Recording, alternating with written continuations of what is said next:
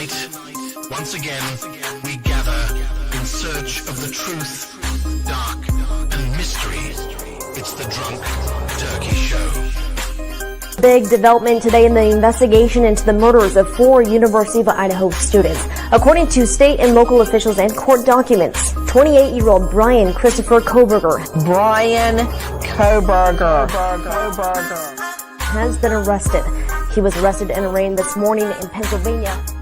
We have new details on what Brian Kohberger was doing right before his arrest. Police says a tactical team burst in to arrest the Idaho murder suspect. He was in pajamas and latest gloves, stuffing trash into Ziploc bags. Hey, greetings from the year 3000. It still sucks. This is Philip J. Fry, and you're listening to the Drunken Turkey Show. Your one stop for this sort of thing. Hit that button, like and subscribe. You know what to do, just like every other podcast. You guys know what to do. It's just like every other podcast. What is up, everybody? Welcome back to the DT Show. I'm Daniel, and today we have a special guest that's going to be joining us. Before I bring them on, I kind of want to give everybody a little bit of an introduction to who I am for those that are following me on Ryan's channel. Ryan Finds Truth. I'm Daniel. I'm a former law enforcement officer, and I've been covering true crime for the last 3 years. Started off with the Richard Allen case, got really in depth with the Brian Kohberger case. A lot of you guys might recognize me from my interviews with Kaylee Gonzales' parents, Christy and Steve, on 2 separate interviews. I've had Howard Bloom on, award-winning author, article, wrote in the Airmail article. We've also had Anjanette Levy from True Crime Fix, everybody that's probably been in all the documentaries in the Brian Kohberger case. So for those that have followed me from there, thank you guys. Appreciate you guys. But today we have a special guest, and we're going to be touching the Summer Wells case, a disappearance of a little girl who went missing in Tennessee about 4 years ago. And we have a special guest, Ryan and Jen from Ryan Finds Truth. Welcome to the show. How's it going, guys? Thank you. Thank you. It's going good. Yeah. It's good. It's good to be here. Yes. Good deal. Good deal. So I came across y'all's channel not too long ago, just kind of, I touched on the Summer Wells disappearance probably a few years ago. Kind of looked into it. I thought it was pretty, it's crazy. I thought there was a lot of theories that were also kind of going around in the case.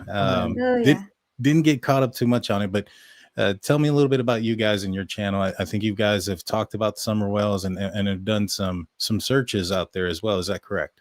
Yes. Correct. I'll be honest, we started as we were hikers. We moved to Tennessee, which I don't know if you're familiar with Tennessee, but it's just hiker heaven.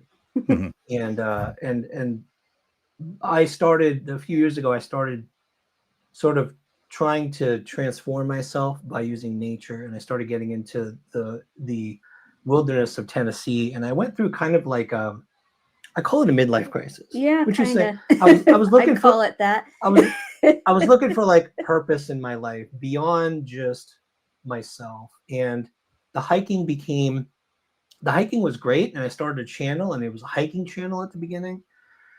And then I realized I needed a greater purpose. I wanted to do something for the community. And I've always been, just like you, I've always been, and you and your friends always been into mysteries. I love mysteries. I was a blogger for a long time on just paranormal stuff and researching mysteries. And I realized I came across, as I was researching stories to cover, I came across Summer's case, which is right in our backyard. It's like 30 minutes from our house. Oh, wow. And I realized, you know what? There's so many missing persons cases, especially for some reason in East Tennessee. It's crazy if you look into it. I realized that's something I wanted to incorporate into our hiking. So we started incorporating while we're out there in nature anyway. Because how many cases have you heard about the random hiker comes across a missing person or remains? Yeah. So why not target? Why not try to actually intentionally look in places where we know someone went missing? And that became our thing. We started doing that. And I'll tell you, I love the fact that you're former law enforcement, because not all law enforcement appreciates citizen activism like this. Do you know what I mean? Like citizens actually trying to look for missing people. So we've had a mixed bag of cases. We've had a mixed bag. Like we've gone to North Carolina during Hurricane Helene, and some of the law enforcement there, they love anyone willing to help, and they're very welcoming of people volunteering. Some communities in Eastern Tennessee or in the South, not so much. Not so much. You know what I mean? Yeah. It's a mixed bag. So that's how we got It's into a it. slippery slope. Summer was our first case. Summer was I have a very good friend. His name is he's a drone guy. What's his name? Vern. And he said any person who gets into looking for missing people, there's always that first case you cover. Yeah. And that's your white whale. That's what they call it. That's the term for it. It's your white whale. And Summer became our white whale. We just started catching up on the case. I'm going to give a shout out to the OGs. In the Summer Wells case, there's OGs. There's people who have been there since day one. We are not. We started on the Summer Wells case about a year and a half after. Year and a half, yeah. And the OGs, the people who've been on the case, there's a lot of them. And a lot of people in chat here probably are the people who've been on Summer's case since day one, and they're dedicated, and they've been researching every single twist and turn. And a lot of them came to us as we're trying to catch up on the case and try to understand the details. They came to us and they're like, hey, here's a boatload of info. Here's they've helped us so much with research. And I just want to make it clear, we're not OGs. We're not day one. There's so many people out there who've been covering since day one. And we appreciate them so much because they've been so dedicated to Summer's case. Yeah. And that's our story. That's how we got into it. Yeah, no, and I completely agree with you. Sometimes law enforcement get even with me, like I'm ex-law enforcement. However, when I was covering the Brian Koberger case, which by the way, guys, tomorrow, for those wanting to watch, I have Alina Smith. She was in the Amazon documentary of the Idaho 4. And she's going to be joining the channel tomorrow. We're going to talk about the WSU lawsuit between the Gonzales family and WSU. And so that's what's coming on tomorrow.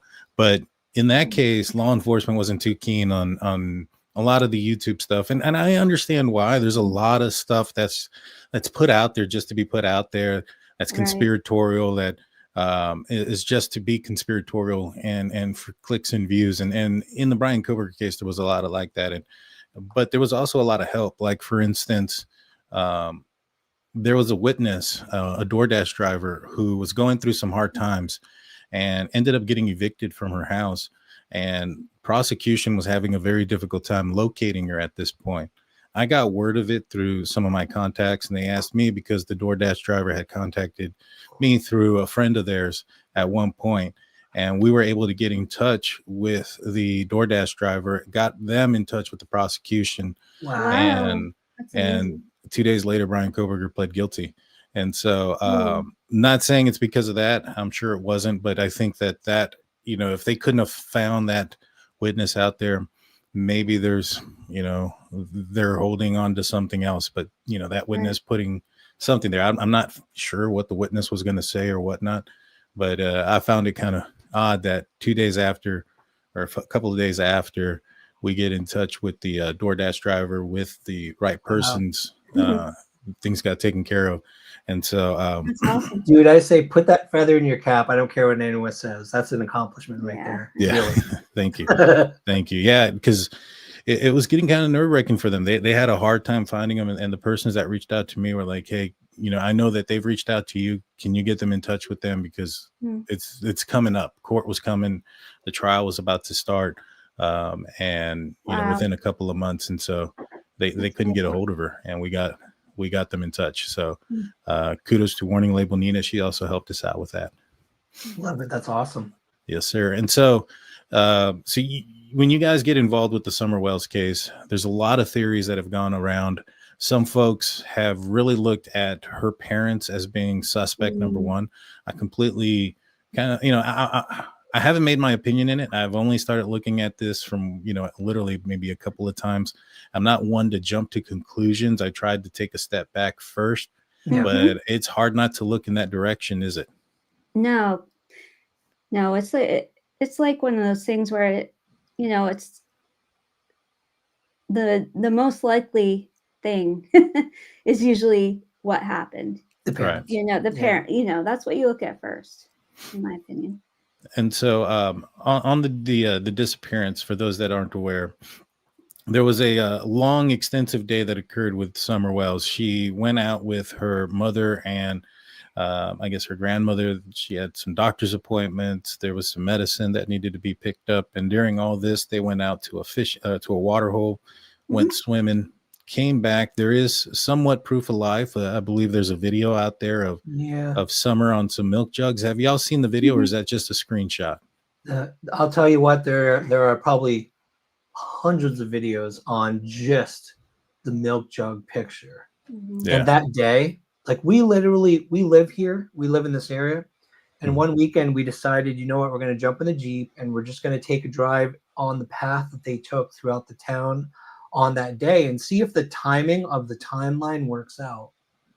Just out of curiosity. I mean, if we're here, why not? We drove to the hospital. We drove to Hunter's house. We drove to the splash pad. Like we drove to the fishing pond, and people have theories about what happened at the fishing pond. If there was a dry, there are so many. If you dive into this case, and God forbid if you decide to, dude, there's so many theories. People think dry drowning. She hit her head. She overheated. They stopped at the grocery store on the way home. They went to Sonic. They stopped at the grocery store for about, Hunter said an hour. I think Candace said 30 minutes. So it's like, did she overheat? And it was over 100 degrees that day. It was over. And they left her in the car? Tennessee that time of year is very hot in the 90s. And so. Wow, I didn't know that. Yeah, for a long time we thought overheating. I think we were thinking overheating or something. It made sense. But and then you get into the milk jug photo. The milk jug photo happened on the corner and on a specific corner at a specific time around 3:15 or so. They've got metadata. There are people who are friends of the Wells. They got the original pictures and they've got the metadata, and it's around 3:15ish. Where that picture was taken. And it's a lot of people think exactly what you just said. Was that proof of life? Was that where they were taking the picture to sort of say, hey, here she is, she's okay? Right. And then the picture itself, you can find hundreds of videos of people over analyzing. Her nails were too blue.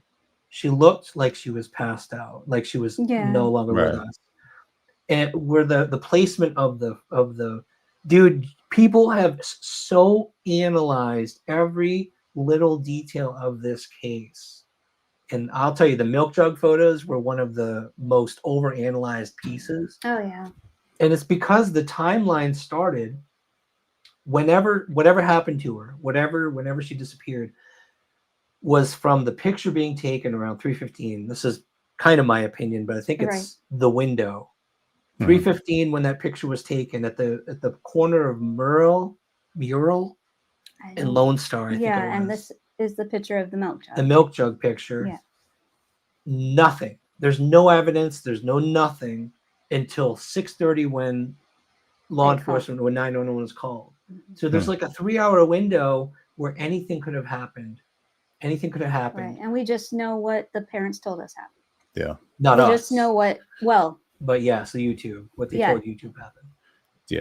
The only thing that stood out to me about the picture was I didn't see any droopiness to her face. That is typical when you have somebody who's no longer with us. The mouth will sometimes open up.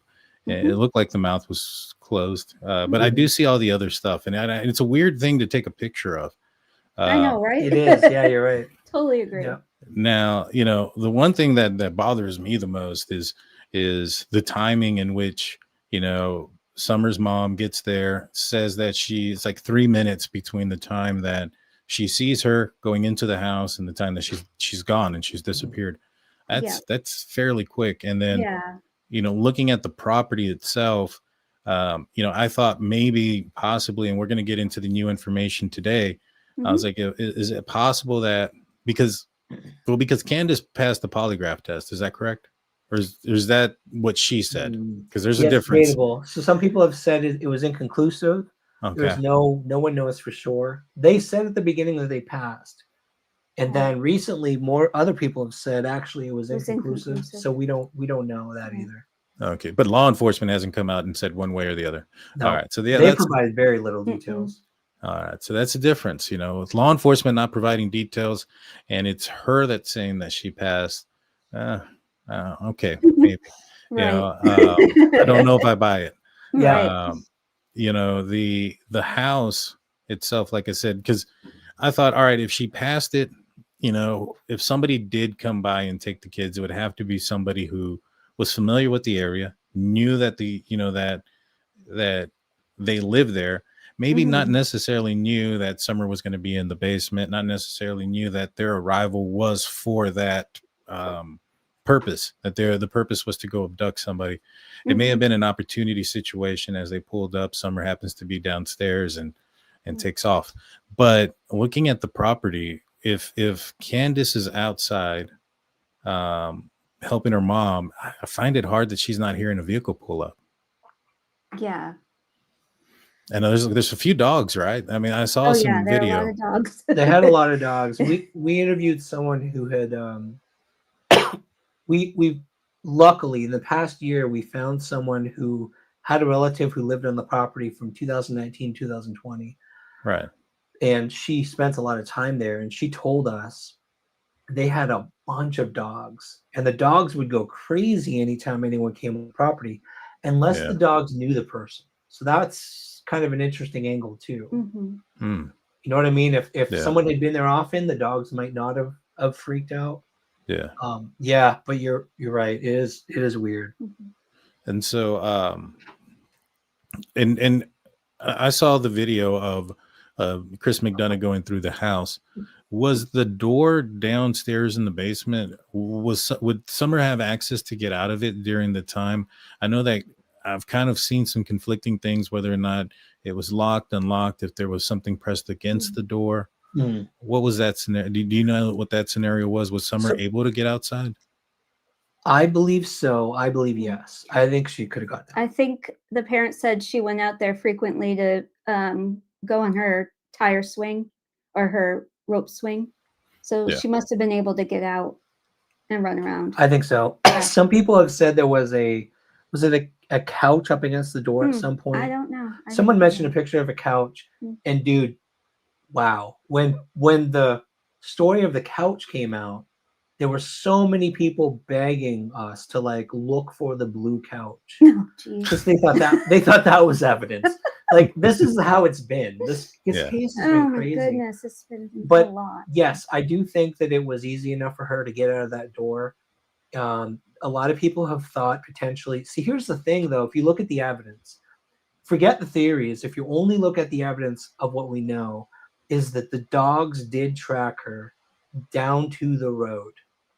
The search dogs. The search not dogs. Her dogs. The search dogs were able to track her scent down to the road.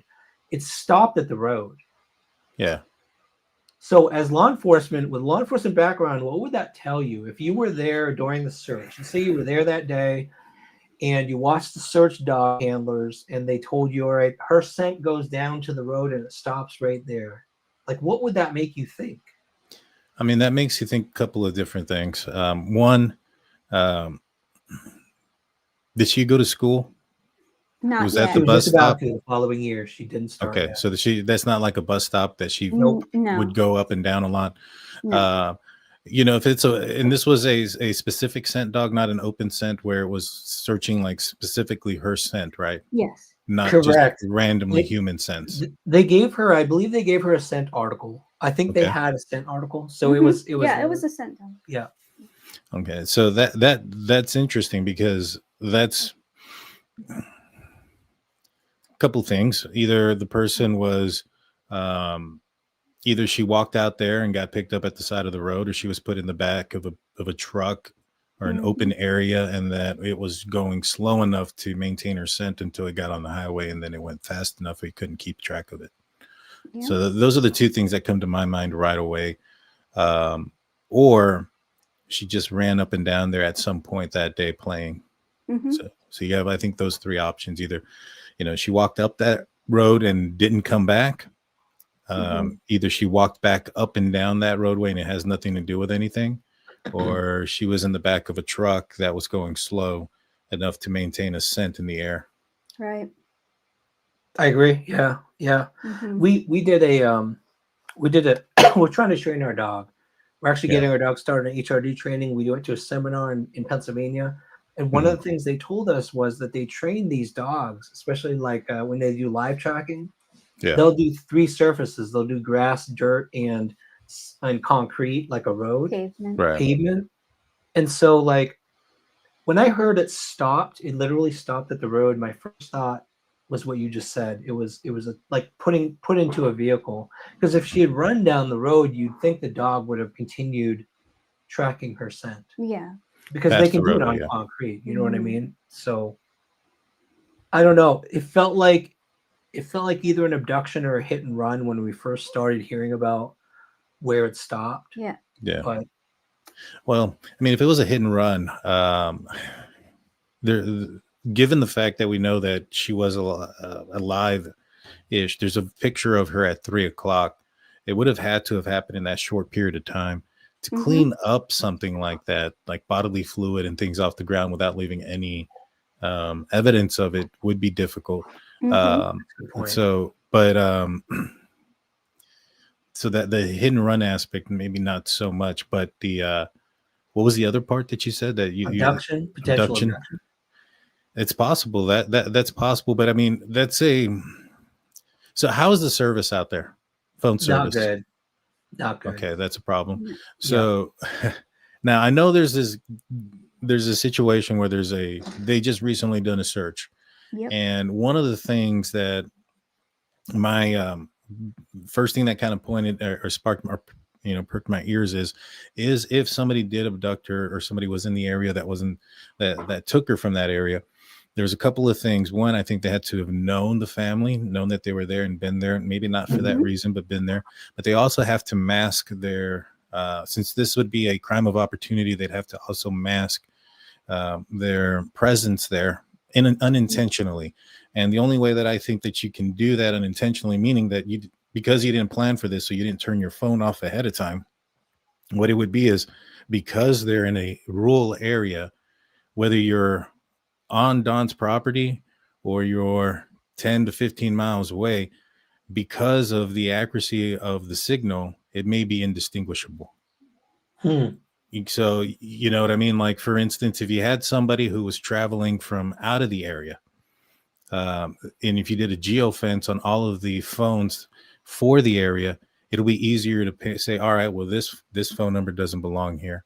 Now, a neighbor who lived 5 miles away, lived right next to Dawn, or 10 miles away, because of the inaccuracy of probably anywhere between 10 to 15 miles, it would be hard to tell whether or not that person belonged there or not. And so if it was an abduction, in my opinion, it's got to be somebody that knows the family, that went in there unintentionally and was able to mask their presence there by living close. Now they searched an area not too far away. I've been hearing a lot of things about this area and the people that might be there who are, let's first and foremost, what is the relevance of the area? How does that tie into the place? Very involved, isn't it? Well, there's it was fascinating when this came out, the location when they announced it, the 3500 block of Van Hill Road. If you understand this area, to get to Beach Creek from the interstate, if you're coming from 81, Baileyton is the exit everyone takes to go up to Beach Creek. And so we searched the Tunnel Hill Road, I think it was, Beach Creek boat landing. To go to Beach Creek, many times we had to go through this area. It's a main thoroughfare. And so many people who know this area are like, they've been back and forth through Van Hill so many times. So when we heard this news, everyone was like, man, that's a well-traveled area. Do you have a map of that? There's a map of it. Yeah. Are you able to show it? I don't know. Can you bring up the map of it? We can kind of talk through that if you want. It's when we first heard about it, all they released was 3500 block of Van Hill at the beginning. The very first day that it came out on the 18th, when they officially announced it was a TBI search. It was 3500 Van Hill block. And as you know, block, when the law enforcement announced a block, it's like the entire 3,500 range of houses. Right. Yeah. And if you bring up the map, you'll see that this is so isolated over there. And this is the first thing we noticed when the news came out on the 18th. Started looking at that area, and immediately you could see the main, I think the only property that's potentially a residential property was 3537. Okay. 3537. Yeah, if you type in 3537, it came up in that block, and you can see right there how isolated it is. It's like so if you zoom out before you get too far into it, look how isolated it is. Oh yeah. You know what I mean? There's nothing there. Nothing. So the 3,500 block, once you zoom into there, you can see that this farm, there's one property. this one property is the main place. So we kind of assumed that this was probably the spot that they were searching, but we didn't know at the time. And then once we searched property records of who owned this, it immediately became apparent that it's connected to a person or two people who are neighbors of where Summerwell's family property is in Ben Hill Road. And that caught our eye right away. So that was the first clue, like, okay, something's interesting here with this property and connected to Summer. So, and to get there, I know you said that it's you've traveled that road. Have you guys noticed cameras or anything in the area that would have captured anybody driving down that road at that time? I don't think. on Ben Hill, yes. Yes? Yeah, there's lots. So if you zoom out a little bit, you'll see that Van Hill goes up and intersects with Beach Creek. Zoom in a little bit so you can see, you can follow the path of the road, and it intersects with Beach Creek around where that church is. See that? There you go. So you go up Van Hill and you take a right, and that's Beach Creek. Yeah. Right. And then that goes all the way to Ben Hill Road. Ben Hill, I know 100% there's cameras all over the place. And I know that there was argument about a red Tacoma, or at least some talk about a red Tacoma. Yeah. Is there a connection with this property and a red Tacoma? Okay, so that's a little shaky. The property, if you look up the tax records of 3537, it's comes back with Paul Hill, and that's confirmed by WCYB. There's a journalist who went out there and talked to neighbors and confirmed that they saw TBI agents on 3537 Van Hill Road. So we've pretty much confirmed that's the property. And Paul Hill is a uncle of Fred Hill, who lived on Ben Hill Road, and he's also a grand uncle of Andy Bernard, who also lived on Ben Hill Road. Both of them, by the way, if you don't follow the case, both of them have been, depending on which side of the fence you're on, people have cast suspicion on each of those guys. Yes, hard. So it was really It was really interesting to know that there's at least a relationship connection between this property and those two people. What was the suspicion about them? What made him suspicious? So Andy Bernard he lived at the time right across the road from where Summer Wells lived. Fred Hill lived a little bit down the road, on the same exact road. And Fred Hill had been arrested for no longer than, I think, a year or two after Summer disappeared. He'd been arrested for some drug charges and spent some time in prison. So both of them have received a lot of suspicion in this case. And each of them Fred actually tried to say Andy was on the road on that day. There's been a lot of drama around those two. Drama in general. Yeah. And so they were suspicious, and then now all of a sudden this comes up. They were close. That's interesting. Now, obviously nobody's been charged with anything. Everybody's innocent until proven guilty and things like that. But, if just kind of throwing out speculation, and this is just speculation, everybody, but if, they came across Summer and they wanted to, and something happened and they needed to hide, her, going a property some distance away would make sense. They had access to this property. Is that correct? See, that's the piece that nobody really knows. Gotcha. Who would have done it. And what's scary, what's a little bit unnerving and makes us a little like, that's not a good sign, is the fact that if you look at the history. So I started interviewing Andy early on in this case. I started talking to Andy to find out, was he on the road that day? And I actually talked to his boss where he worked to try to confirm if he was at work all day. And I got sucked into that piece of the case. But what came out of it was that property. I ended up asking Andy when this came out. I'm like, dude, what do you know about your great uncle? What do you know about this guy? And he said, well, he's my uncle. He's my great uncle. Like, what do you know about this property? And he said, okay, well, I don't know the guy that well because I've seen him at like family funerals. He doesn't know him that well.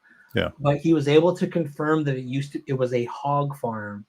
It was a hog farm at the time that this happened. And what's got a lot of people nervous is in this area, in the hollers, in the South, it's very common, it's very well known that when criminals want to get rid of evidence, it's an easy way to do it. Hogs are a way to get rid of evidence. So the search that people have seen, was it around where the hog pens were? Did you see any digging? It was that property. It was that property where the hog farm was. Yes. 100%. And were they seen like in the house? Were there's a focus point like in the house, in the yard, in a barn? So to be 100% fact-based here, we should only say that the neighbors reported seeing TBI agents on the property. We don't know if some people have said they were focusing on the pond. Some people have said they were focusing on the we did hear from, and this is pretty factual because there were several neighbors who said they saw trucks with dirt coming off the property. This is like 2 days ago, maybe a day ago. So they're very interested in the dirt, the land, and a lot of people have speculated that potentially it's wherever the hogs were, the remains. Because if you do use hogs to get rid of remains, they don't process everything. So there could be evidence in there potentially. So there's dirt that we know of they're interested in the ponds. Right. But beyond that, we don't have any factual evidence to say we know where they were on the property. That's it. Just those two things. And so and TBI, they've only said is that there was a search and it involved them and the FBI. Is that correct? Hawkins County and TBI. Yeah. Okay. I could have swore I thought they said the feds were involved, the Federal Bureau of Investigation, FBI too. TBI. Did they mention FBI too? So. They could have brought in federal agents as well. I just know TBI and Hawkins County. Has the FBI been involved before? Well, TBI is the Tennessee Bureau of that. So it's like, how much they've involved the federal part of the agency, I don't know. I don't understand why they would. Is this near a border? No. Virginia's maybe 40 minutes north. Yeah, it's not on the border. Yeah. A lot of people are saying FBI is involved too, so probably. Yeah, FBI was. I wonder why they were there. I wonder what got them involved. If it was maybe perhaps. Now the FBI has been getting involved a lot with like genetic stuff, like the IgG. True. And so I'm wondering if there's some sort of connection with the IgG. If they're looking at dirt, I wonder if there was something they found at the scene that looked out of place, maybe a pile of dirt or something, if there's like a disturbed. Or, to get on the roadway, I don't know if there's like a hump or something, maybe just kind of hitting that, maybe some dirt fell off and they're trying to compare it, but they could be going through the dirt, like you said, filtering it, seeing if there's finding any fragments, anything buried as well. I would assume they had like ground penetrating stuff, but to bring in the FBI, I wonder if if they found something that would, because that would require DNA. but it would require DNA from somebody who doesn't have a record. Because if they had a record and they've have their DNA in the system, then they would have matched it. You know what I mean? Right. Oh, yes. interesting. Yeah. Yeah. Mhm. Good point. Yeah, a lot of our sources are saying FBI was involved. Huh. Mm-hmm. Maybe it was a federal tip. Well, even at that, any. I know this is just probably rumors and speculation, but does anybody know what took them that direction? Was it a tip? Was it anything? Anybody know anything why they were out there? Officially, they've said a tip, and there's been a lot of speculation on where this tip came from. There were so many. If you follow the rumors and drama of the case, a few weeks ago, Jason Jennings, a PI in California, had announced this thing about. He wouldn't say what his tip was, but he said something about a brother, and he was trying to sort of pressure a brother on telling on the other brother. Some people have said maybe that was the tip. Other people have speculated there's a RSO in the area who had been arrested. I haven't dug too far into that whole case because I think that's just rumor and drama, but people are speculating on where this rumor came from. The only thing we know officially, fact-based, TBI said there was a tip. Yeah. And that's what brought them in. Nobody knows. I don't care what anybody says. Nobody knows what the tip was at this point. Well, I'll tell you this. I guarantee if they said it's a vehicle, that this person owned a vehicle at the time, it's probably IGG. That's what they did with Brian Koberger. That's what they did with Rex Humerman. The excuse, because they can't utilize IGG in court. It's not admissible in court. It's like a lie detector test.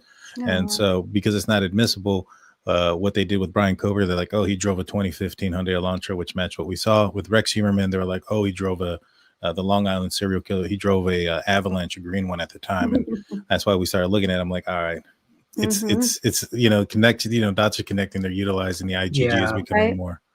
But again, the truck thing is, so from the very beginning of this case, from the very beginning, there was this red Toyota pickup truck with ladder racks on the back. And that was, if you research the case at all, you'll come across the flyers saying, look for this red Toyota Tacoma. It was, they put it out as like it was a witness potentially that they wanted to interview. Yeah. And this is the tricky part. If you go through East Tennessee, Robin Lane, the summer school teacher at one point, summer school teacher, had been accused of owning a red Toyota Tacoma. Like her husband was accused of it. Everybody was. And if you look at the case, there's so many people. There were people going on Google Maps and zooming into properties and looking for red Toyota Tacomas. That's how bad this was, man. Like it was crazy. And what this scenario, I kind of wish it wasn't the case, but unfortunately, Paul Hill, the owner of this property, one registered, he had a Toyota Tacoma. A red one. A red Toyota Tacoma. Now, neighbors, people who know him have said on Facebook, on social media, we've definitely been following the red Toyota Tacoma piece, and a lot of the neighbors, and I'll see number one, Paul Hill, any neighbor you ask will say he is a very good guy. He's got no record. He's clean. He's a good guy. He's well respected in this area, and he did own a red Toyota Tacoma.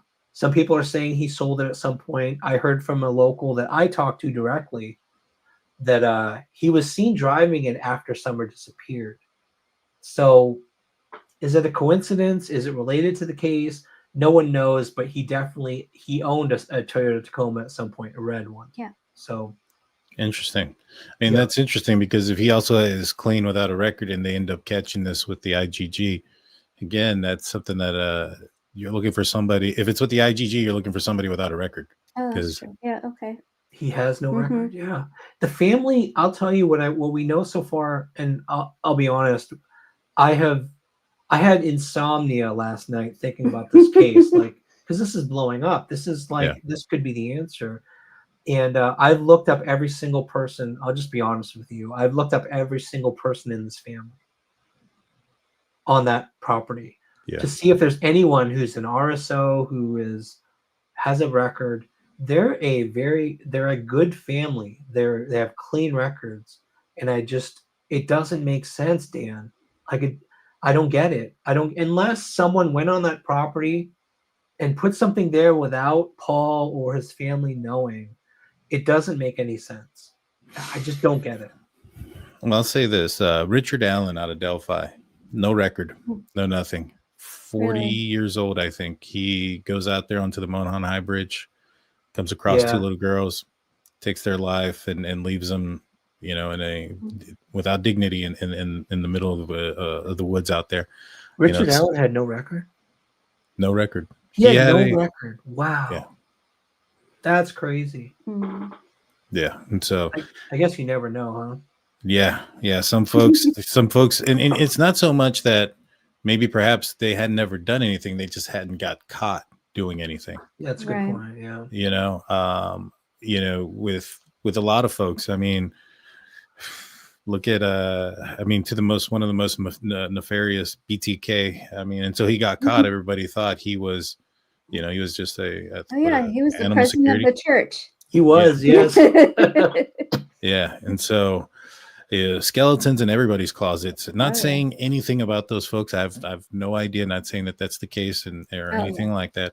But it is interesting. Now I've seen some things. I think it was Michelle After Dark. I think is her. Yeah, she's great. Her show. She was talking about a red Tacoma, and she had some pictures of a red Tacoma that I think is the one in question. And people were pointing out that the bed liner looked like it had been replaced, that it wasn't as old as the Tacoma. Did you notice that? Like I said before, there was on a Facebook post, a person who was who was a neighbor and a friend of Paul Hill's, said that she knew about that truck. She knew when he sold it. It never had a ladder rack. He never had a ladder rack. And so most people who know this family, have said that it's not the right truck. It's the wrong truck. Could it have been changed at some point? I don't know. It's hard to say. And also, like, witness testimony is probably the most unreliable. Just going back to the Richard Allen case, 3 girls described seeing the same incident of Richard Allen walking into the park, and they described 3 almost different people. Of course. As far as color of the jacket, height, age, those type of things, and they all described the same incident. What somebody may have thought was a ladder rack probably could have been just maybe something leaning up against, in the bed of the truck.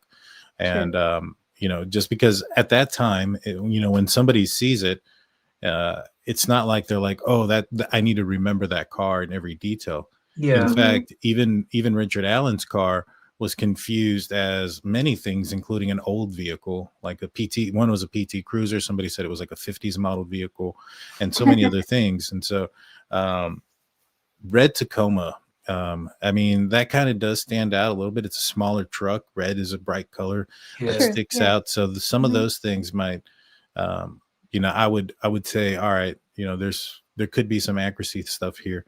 Now, how does this tie in with Candace and Dawn? Because I think everybody looks at Candace and Dawn, maybe even more so Dawn. Now, Dawn wasn't there, right? He was at work supposedly, right?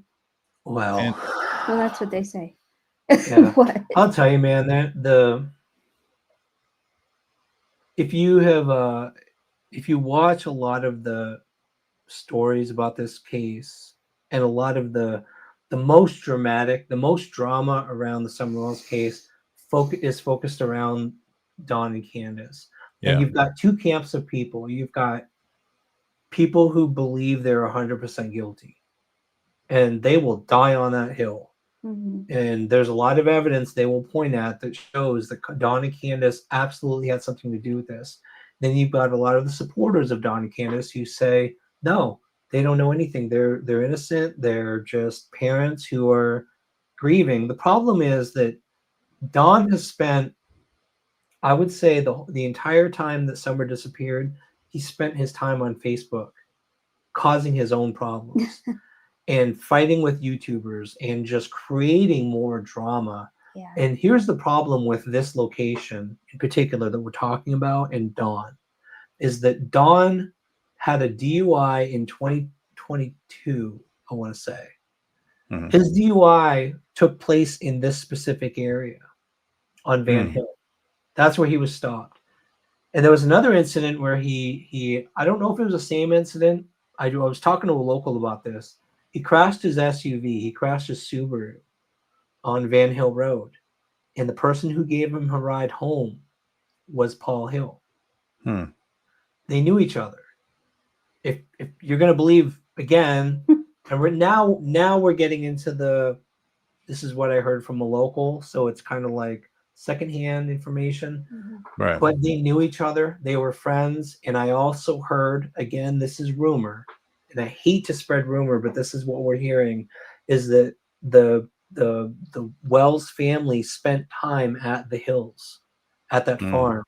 There's supposed to be pictures out there of Summer actually with the goats and like spending time on the farm. So that sounds so strange. They were neighbors. They were neighbors. They were 9 miles apart, and Dawn clearly knew him. They clearly knew each other, and we believe they spent time there. So I do believe there's a connection. Does that mean the parents are guilty? Does that mean Dawn potentially tried to get rid of evidence? If an accident happened, I'm not going there. Like, I'm not going to say that's what happened. Yeah. But did they know each other? I would say with a pretty good degree of certainty, yes, they knew each other. Okay. Yep. And so we got a couple of different options here, right? If they're both somewhat tied together, it is either Dawn and Candace orchestrated something so that they picked up, Summer, or an accident or something happened to Summer and they called them and they came to help dispose or hide, or somebody from that part or party. And this is if they're involved at all. They may not even be in. There's the fourth option. Exactly. Zero up, nothing there. But the third one being, somebody from the Hill camp, if they're friends, and I'm sure if the Wells family visited them, I wouldn't be surprised if the Hill family visited the Wells. True. And then, they just so happen to wrong person at the right time coming across Summer outside and then going back. So those are the my opinion, that come to mind right now. That doesn't mean that there is no other options, but just when it comes to those two camps, did Dawn and Candace, did they turn over their cell phones over to law enforcement? Have they cooperated fully with the investigation? That's been another whole thing. Supposedly there were cell phones tossed, cell phones lost, cell phones hidden. Like, nobody knows. I've heard a story about, and I don't want to get too far into it, but there was a story about one cell phone being brought across state lines and tossed somewhere. So nobody really knows. I do know, I do know that some cell phones have been collected. Hunter had his cell phone taken. Hunter is the one that the younger boy who went with them that day. Yeah. So his cell phone was taken. He admitted that to Chris McDonough. But I don't think they have all of the evidence. I don't think they have all of the electronic evidence that they could have had. I think some of it was potentially hidden. Yeah. Interesting. So I mean, if they complied, it'd be easy to rule them out to a certain extent. I mean, Dawn, at least, I don't know about, Candace yet, but Dawn, if he wasn't there, there's proof of life. They've had activity. There's witnesses that saw Candace that day. Saw Summer that day. It's not like in another case where, the kids have been missing for a couple of days and nobody's seen them for a few days. You know what I'm saying? Somebody saw him that day. So, the question comes now was Don there or was he not there? I know I saw something where he said that he arrived before law enforcement arrived to the house. Where does he claim he was? So he's claimed he's got 7 alibis. Okay. Start there. So there's the stories are so conflicting, and if you can sort it out, good luck, because one story is that he was at the house and he had texted Candace while Hunter was with Candace at the swimming hole at one point, and he claimed that there was a someone snooping around the house. Mm-hmm. So Hunter at one point thought that Don was at the house, but Don claims he was at work all day. There are work people at his job. Dudley, I think, was one of them who claimed that he wasn't there the whole time, that there was like weird stuff that happened with him not taking his truck on a specific day on that day. Okay. Which was suspicious because he never did that. And so the answer to that is nobody knows. Nobody knows exactly where Don was and when he was. Story changes depending on who you talk to. Except that he wasn't there when Summer went missing. Oh man, right? Dude, if you listen to some of the last night I was watching a video, I wish I would remember what channel it was, but it was Don explaining how he wasn't there. Then he would describe what happened during the time that Summer went missing, but he kept on correcting himself saying, but I wasn't there. You know what I mean? Like kind of like the OJ thing where he was talking about if I did it. And then if I did it. Jeez. Yeah, people heard us screaming for he was at one point he goes, people heard us screaming for Summer, but I mean I wasn't there, so I don't know. Like it's comments like that just don't make any sense. Kind of strange. And I don't know. Can I say he was there? Can I say he wasn't? Nobody can prove it. Nobody can prove where he was. Not at the moment. Not at the moment. Now, there was a scream that was heard by a neighbor and their 2 kids, correct? By Jody Sue Brown and her kids, yeah. And where are they in relation to where Summer's house is? Like, are they fairly close? Are they a distance away? If you look at Beach Creek and you turn left onto Ben Hill, you'll hit the Summers property, Summers driveway first. And then immediately after is Jody Sue Brown and Andy Bernard. They were married at the time, or they were together anyway. All right. So yeah, perfect. So see Summers' house. If you look at that road to the right is Ben Hill. And if you go just a little bit down to the right, you won't be able to see it because they're kind of on that ridge to the right. That if you go to put your cursor not that far to the right, bring your cursor to the left to that little white object. There you go. That's roughly where Jody Sue Brown was when she heard the scream. It's 206 yards away. So that's that's further south than I thought it would have been. Yep. Interesting. And I'll be honest with you, we searched that property. We went on that property with Andy Bernard because he lived there. They owned it, or his mom owned it. And I don't know, how familiar are you with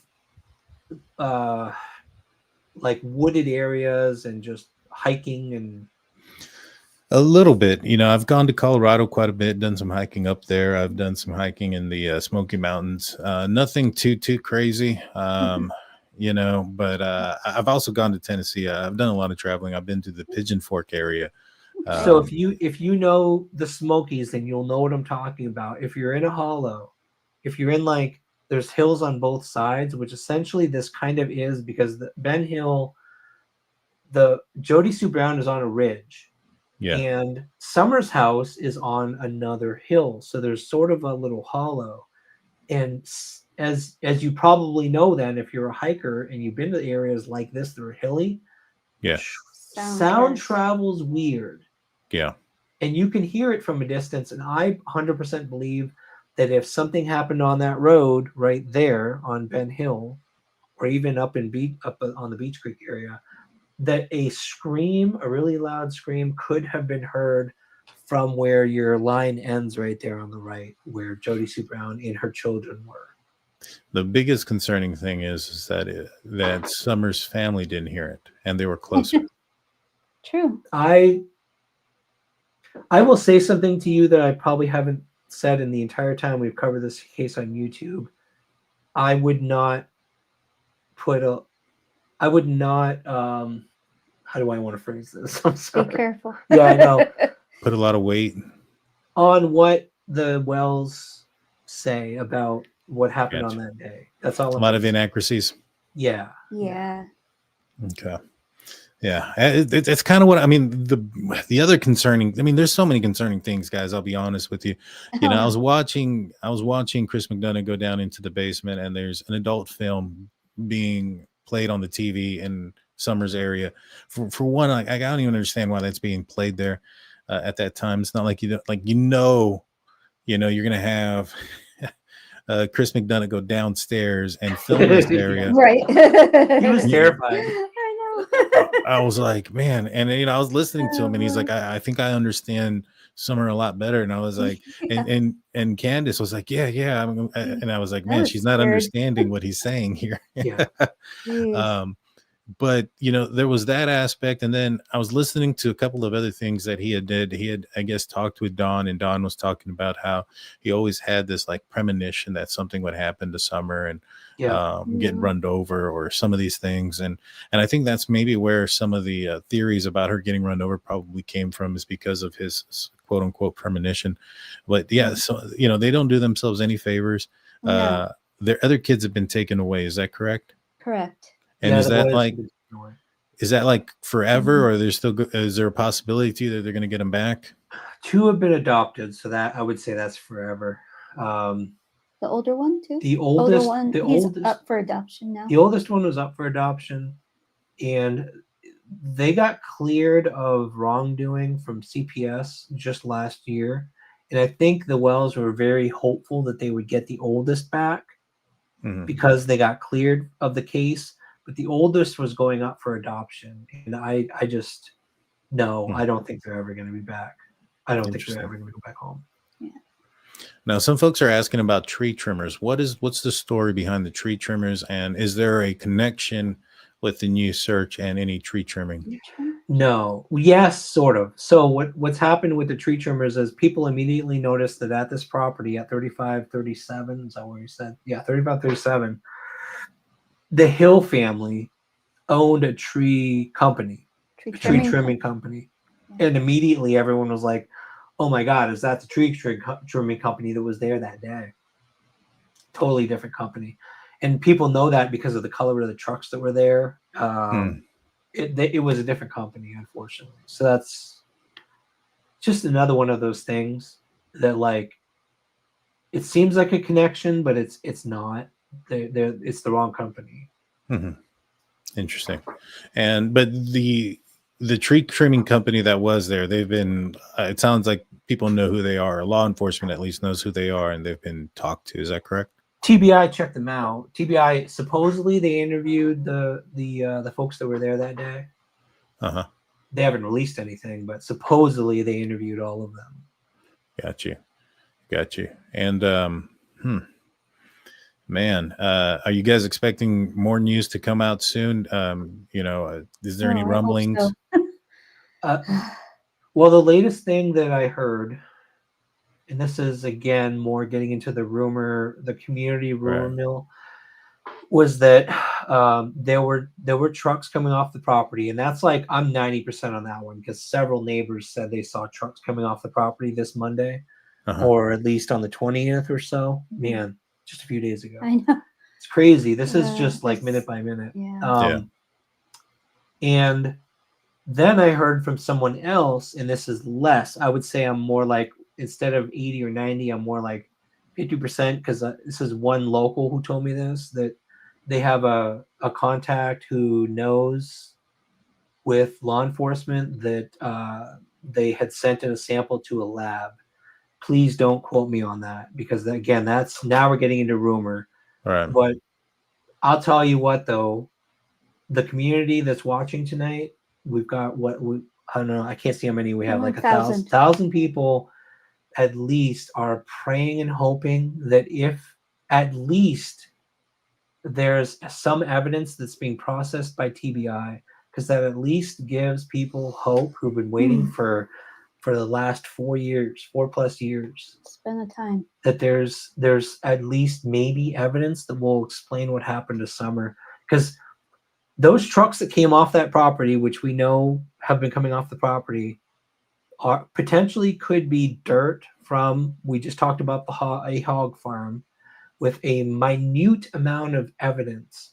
And we're all praying so hard that at least that minute amount of evidence going to a lab will be the final piece that TBI has said they need to solve the Summerwells case. They made that statement. All they need is one last piece, and everyone is just hoping and praying that this is the last piece they need to find answers in this case. Now, I'm sure that TBI and law enforcement that have been covering this case have done some press conferences. I'm sure they've been asked about Summer's parents, Dawn and Candace. When asked about them specifically, if they've been cleared, if they suspect them, what has been their response? No, they don't.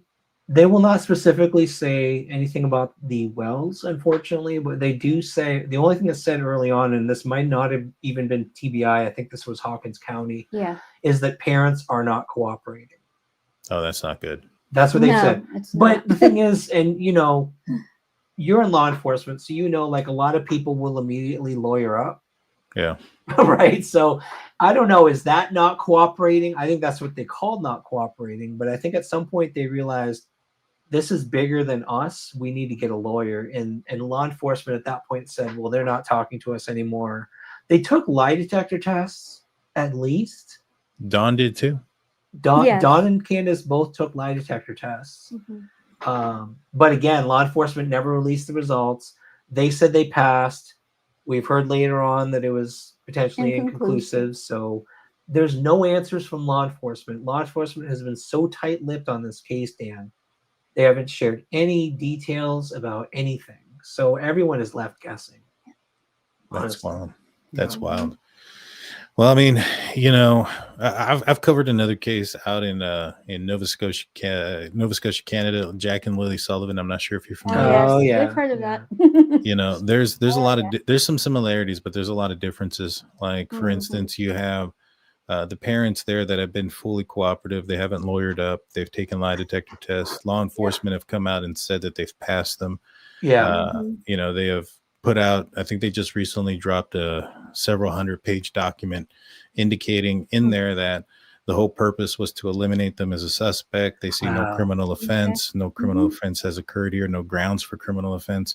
A lot of people still think that they're, they're somewhat, somehow guilty of something. But the one thing I keep telling people is like, they've put out information about the investigation. They talked about their financial records. They talked about the geo searching. They talked about their GPS searching. They talked about the phones. I've never seen law enforcement come out and talk about or display evidence about or an investigation about somebody they intend on arresting. The fact that TBI in this case isn't coming out and saying these things similar to like the Jack and Lily disappearance kind of tells me that maybe they're a little bit more suspicious of the parents in that case. That makes sense. Yes. I agree with you. Because of what you just said, the similarity, like if you look at Michael Vaughn, the Michael Vaughn Brandy, case is very, his mom is Brandy, right? Yes, she's wonderful. Brandy, I mean, a lot of these parents, and we've seen this with locally, the Layla Santinello case, the Holland Snap case, the family, you can just kind of tell they will do anything. They will bend over backwards to find their children. They're 100% cooperative. To cooperate with police, to do everything they can. And police usually, like with the Layla Santinello case, Jennifer Santinello will often text me and say, hey, the detective told me this is happening right now. They communicate with the parents, and that's not happening in this case. So I feel like what you just said is a very strong indication of their suspicion. It really is. I agree with you. I agree. Yeah. Yeah, even recently, so a couple of witnesses, and I put that in quotations because these guys have some criminal they do have criminal, but they have some questionable backgrounds, have come out and said that they had seen or heard Daniel Martell driving around early that morning. And then immediately RCMP disputed what they said, came out, no, it's not true. It's not factual. Wow. Coming almost to a defense to them to try to maybe perhaps mitigate some of the hate and harassment that they have gotten. Yeah. And, and I understand why. I see the red flags too. But, at the end of the day, if law enforcement is coming out explaining to a T their investigation and saying that they don't believe anything, you kind of have to follow that at some point.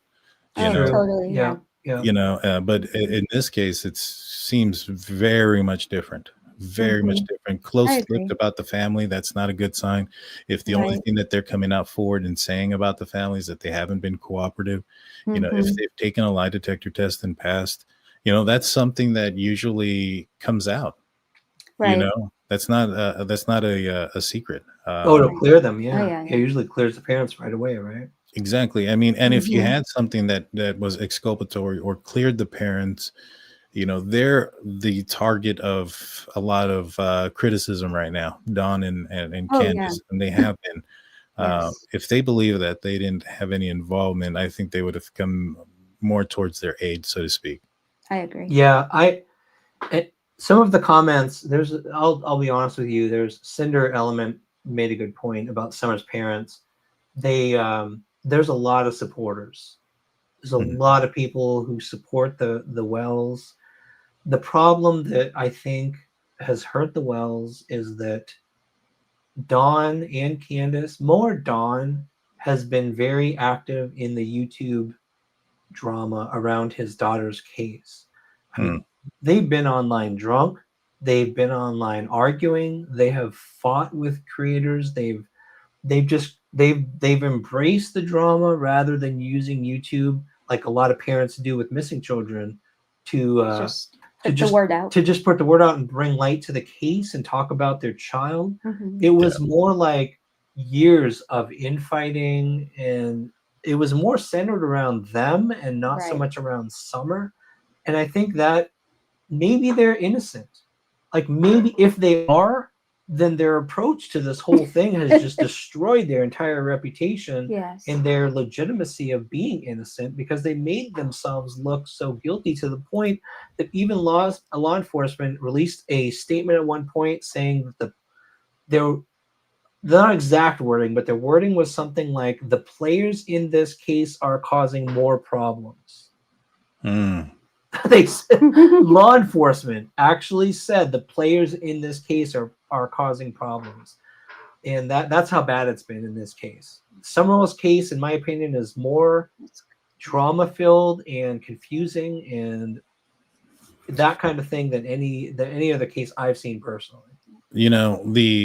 If there's one thing that maybe I've heard that says that maybe perhaps law enforcement doesn't believe that they did something, it might be that they're causing more problems. Because for one, you want them to cause more problems. If you believe that they did something, you want them to say something, you want them to slip. True. All right. Two, if you don't believe that they did something, but they're constantly going out there and causing problems and the magnifying glass to magnify on them.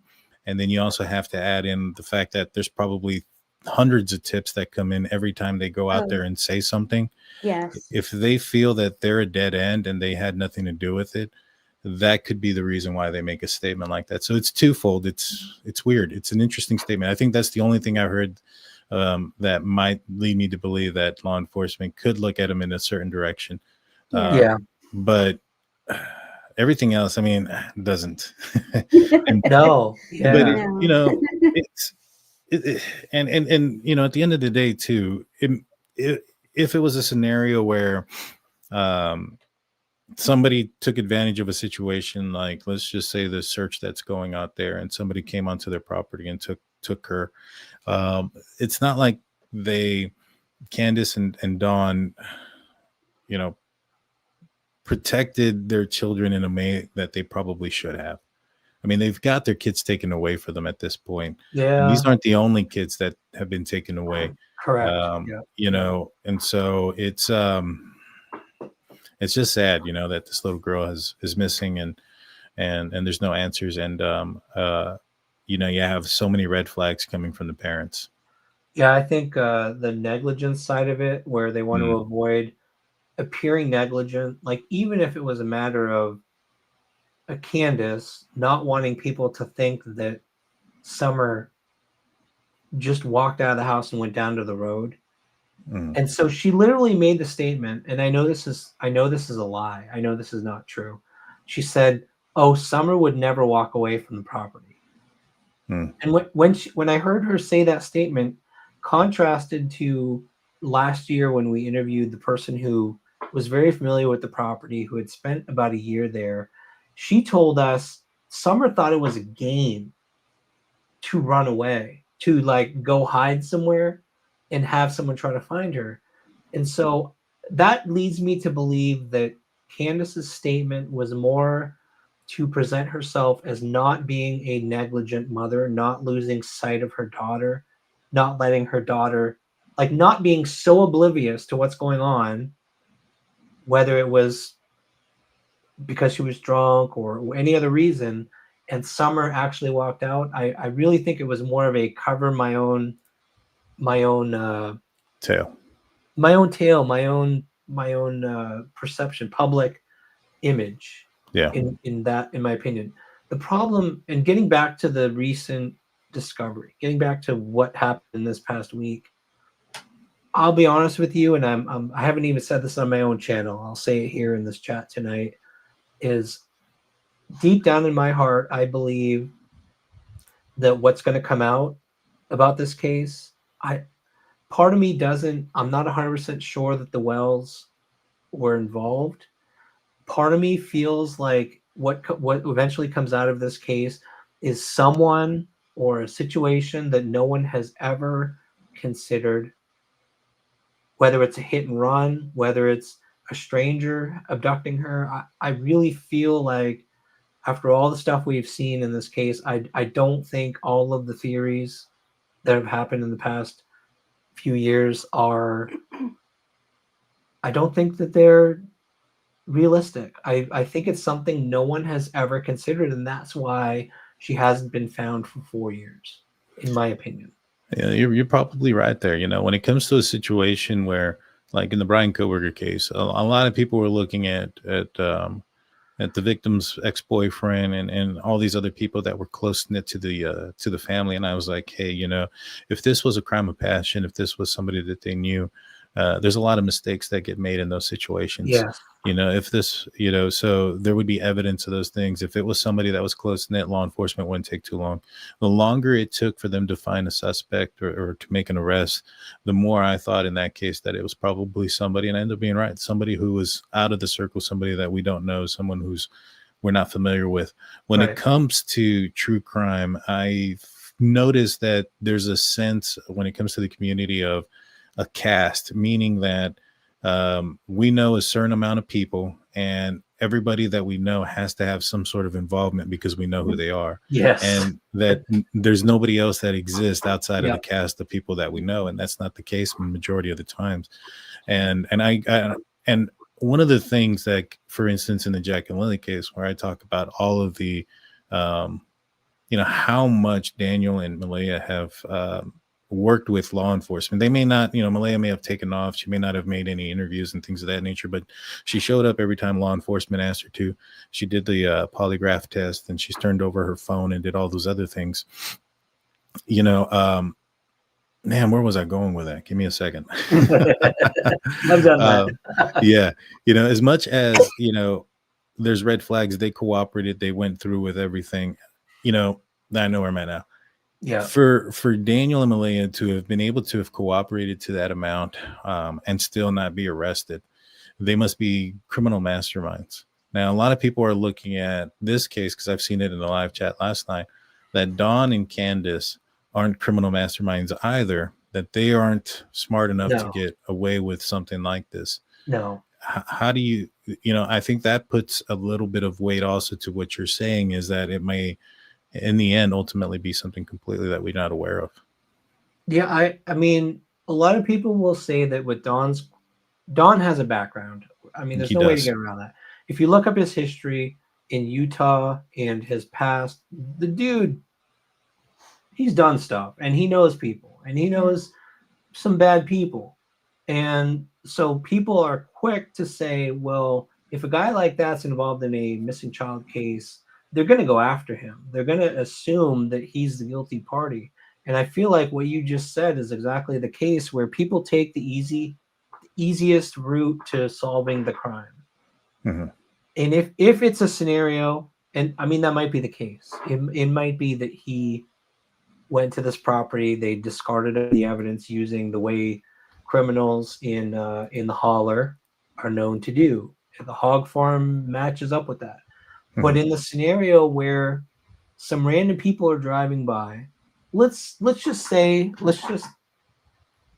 for the fun of it, let's just scenario where there's people unconnected to the wells, people connected to this property who maybe have a record of drunk driving, speeding in this general area, and maybe they were driving drunk one night and she was chasing her kid down to the road, her dog down to the road. She got struck. They panicked. They threw her in the truck. And maybe it was a red Tacoma. Maybe that's where the red truck came from. But in that scenario where nobody knows who this is, nobody who's been following this case knows who that was who struck Summer and then covered up the crime, what YouTuber, what person out there other than TBI following the evidence is ever going to know who that person was? None of us are going to know. True. Mm-hmm. We're never going to know. You're absolutely right. You know, it feels to me like that could be the case. It's someone that nobody has ever heard of. Nobody even knows about. Yeah.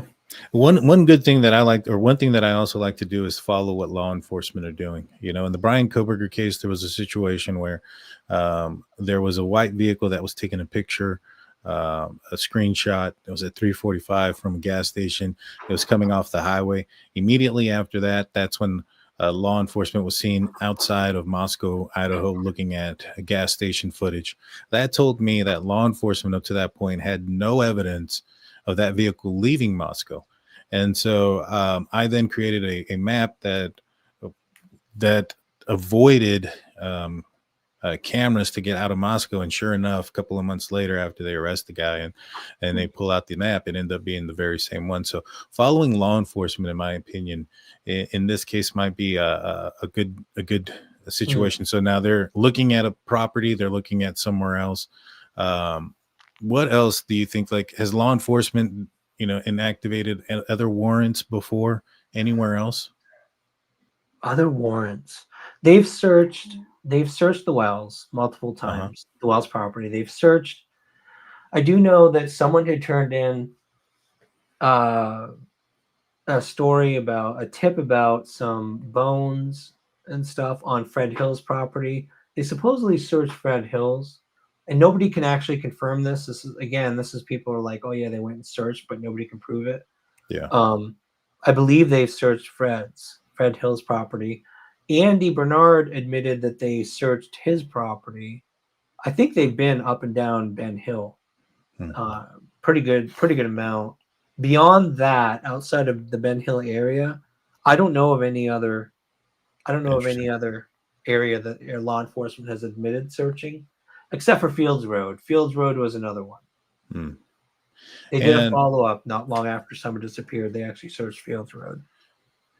In the Jack and Lily disappearance, there's something very similar. They had the dog. Now, this dog wasn't a specific scent dog. It was an open air scent dog that was utilized because there was a search going on nearby in the woods for a kayaker, I believe. And so they brought this dog in, and the dog was designed to smell for basically something that didn't belong. Right, the out of place smell, and it got caught up at the driveway. So a lot of people think that that's why it stopped there. I think the reason why it stopped at the driveway is because a lot of people congregated there, and it was smelling for humans. Well, anyways, outside of that, there was also a pink blanket that was found, and if you follow the path in that direction, there was a cluster of footprints that were found. Has there been anything like that in the Summer Wells case where they found something outside of the property, a footprint, a shoe, anything that would lead anybody to believe that she may have wandered off? Lots of footprints.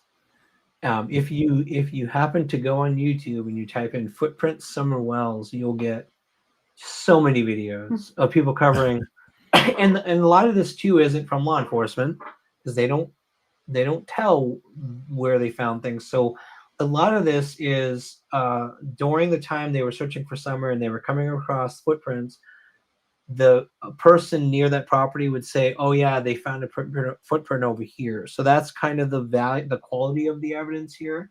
Gotcha. It's not from law enforcement, it's from locals. And what we've gathered I would say Michelle After Dark has a fantastic video that traces the footprints and where they were found. And where the footprints allegedly were found was down the where Summerwell's property. The driveway goes down to Ben Hill. Up that road, if you go to, it might be 207 or one of Fred Hill's properties. There was supposedly a footprint along that road, and then there's a gentleman. His last name is Gorley. My understanding is he's a great guy, not involved or anything. It's just his property's on Ben Hill. There's another footprint behind his property, and there's this valley in the hill behind his property that goes into Bell Road. Andy described it as splitting the gap. So splitting the gap in the mountain, you can hike from Ben Hill to Bell Road. There were footprints found from Bell Road going all the way from Ben Hill Road, going all the way across that valley of mountains to Bell Road. They don't make any sense. Like if I showed you the map, like, what were they doing? It would almost be like someone carrying Summer across a field, from a road, across a field, up a mountain, to another road, across another field. It just doesn't make any sense. The footprints have never made any sense to me. But yes, there were footprints found, and they're all over the place. Gotcha. I mean, the weather leading up to that, her disappearance, was it relatively? Had there been any rain or anything leading up to that day? Good question. I think there was rain, a little bit of rain before. That I don't know 100%. Okay. I can't recall that. Yeah, if there was rain a little bit before, I wonder if maybe perhaps those footprints were unrelated or from a time when she was out there before. Good point. Yeah, she ran through those hollers, those hills all the time. Yeah. Interesting. And it's a head scratcher, that's for sure. I see why so many people are invested in this case to try to find answers. There's a lot of tentacles here, a lot of people that look suspicious, mainly in the family. And then you have some suspicious stuff outside, and now this search, it's quite insane. There's a lot to it. Yeah. What do you guys, we're kind of getting long in the tooth. What do you guys have going forward? Anything coming up that you want to share with everybody? For us, I would say that we don't know if this is going to end up solving or resolving Summerwell's case. Yeah. And we've had a list of places we just wanted to check out. In the Ben Hill area in particular, around the Bell Road area, Ben Hill area, Light Hollow, all these places, people have been begging us to at least drone. I got my commercial drone license last year so that I can do this kind of thing, and I can start using high resolution imagery to see if there's anything out in the woods. So I think that's coming up next. I think the next thing we're trying to do is a lot of droning. I'm probably not going to publish any of that. We're just going to go search, see if we can find anything until this proves to be the resolution in the case. We're just going to keep going as normal, as planned, and go through our locations, keep on searching, keep on looking, and see what turns up. But we're praying. I'll be honest with you. In the back of my mind, we're praying that TBI has found the last location. They found the last piece of evidence they need to solve this case, and the Summerwell's case is going to be solved, and we can put it all to rest, and we can all celebrate, I guess, if you want to put it like that. It's not really a celebration, but we can celebrate her life, and we all know what happened, and we can move on, and this can all be put to rest and put to bed for once and for all, because you've covered a lot of true crime cases, and I'm sure you've seen a lot of, it feels like, evil. And I will tell you, this case is just steeped in like negativity and bad stuff. And for her to get answers, for the truth to come out for Summer, would bring so much light and so much resolution and closure to the case. It would be one of the best things, I think, for any true crime case out there. For her to get answers, and that's kind of what we're praying for at this point. Yeah, I'll be praying with you guys. I hope there's a resolution out there for her, and that way, she can get justice and answers, because she deserves it. She does. She went through a lot of things that she didn't deserve, and getting answers and justice for her, and peace more than anything is probably something that we will be hoping and praying for. I'll be covering this case. I'm interested in. I'm looking into it now. Awesome. Good. So I'll be looking into it. Looking into especially any new developments. I'm interested in the folks that are living in that area. Some of the things that you brought up to my attention are very interesting that I wasn't aware of. Like I told you guys, I was very new to this case. I knew very little. And be careful, man. It'll suck you in. I'm sure it will. Yeah. For me, guys, tomorrow I'll be back on. I'll be talking about the WSU, the lawsuit between the Gonzales family and WSU, referencing Brian Koberger. And then and that'll be with Elena Smith. She was in the Amazon documentary on the Idaho 4, and she's been with other documentaries as well. And then on Tuesday, I have 2 surprise guests on something completely separate, but it's going to be a big show. You guys don't want to miss it. I think you guys have a live tomorrow night. Is that correct? I think I saw that coming up. Potentially. I have the next week and a half, a week or so off. So it could change. Like, we're going to be out in the field most of the time. I don't know what's going to happen. So I'm not going to promise anything, but yes, we're going to have a live the next day or two to dive a little further into this. This sounds good. Well, if you go live, I'll if it's not at the same time I'm going live, I'll stop in and say hello. It was great meeting you guys. You guys are very awesome. You too. And Dan, if you ever hit this area in East Tennessee, we'll take you out there and we'll check out some areas together if you're interested. Yes, sir. I mean, there's one thing that I've always said is getting a perspective, putting boots on the ground and looking there for yourself. 100%. Yeah. It'll open your eyes. You'll love it. You'll love it. I'd love to spend time out there with you. Heck yeah, man. I'm down. Me and the wife, actually, our first trip together was out there to the Tennessee area, and we've been dying to go back. So that's awesome. Yeah. I'll keep in touch. Maybe we can do this again if there's any more updates. I'd love to have you back on. Awesome. Thank you, Dan. Appreciate it. Thank you, guys. Everybody, please hit the like button. If you go follow Ryan Finds Truth, the link is in the title and in the description. Please go check them out if you're watching on Ryan Finds Truth. Please follow me at the DT Show or the Drunk Turkey Show. I'd appreciate it. You guys have a great night. We'll see you guys next time. Peace out. Good night, everyone.